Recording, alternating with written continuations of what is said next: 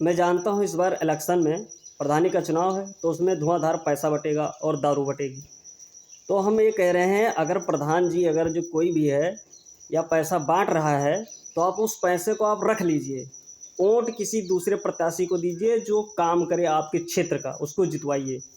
क्योंकि जो प्रधान है वो पैसा बांटेगा, क्योंकि वो 5 साल काम किया नहीं, जितना सारा पैसा बचा था वो अपने काम में यूज़ कर लिया, अपना बैंक भर लिया। और उनके बच्चे लखनऊ, दिल्ली या बड़े बड़े कॉलेज में पढ़ रहे हैं। आपका बच्चा गांव में ही पढ़ के प्राइमरी में दूसरी तीसरी क्लास के बाद उसके बाद जाता है ठेला लगाता है, या गांव के या किसी बड़े ज़मींदार के यहाँ जाकर नौकरी करता है 500 रुपया 300 रुपये दिहाड़ी पे। और आपका बच्चा अगर पढ़ाना चाह रहे हैं, अच्छी शिक्षा देना चाह रहे हैं, तो आप किसी ऐसे इंसान को वोट दीजिए कि आपके क्षेत्र का विकास कर सके, आपकी रोड बनवा सके, आपके गांव का पूरा देख रेख कर सके, कि अगले 5 साल तक वो अच्छे से काम करके आपके गांव को या आपके क्षेत्र को चमका सकता है।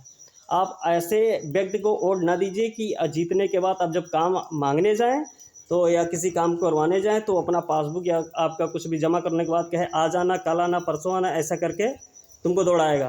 तो ऐसा काम करिए कि अगर आप काम करवाना चाहते हैं किसी चीज़ को लेकर, या कॉलोनी या किसी का घर नहीं बना हैगा, किसी गांव में रोड नहीं बनी है। मैं देख रहा हूँ आज से 25 साल से 15 साल से आज तक किसी गांव में शुद्ध से रोड नहीं बनी हुई है, ना ही कोई साफ़ सफाई गांव में रहती है।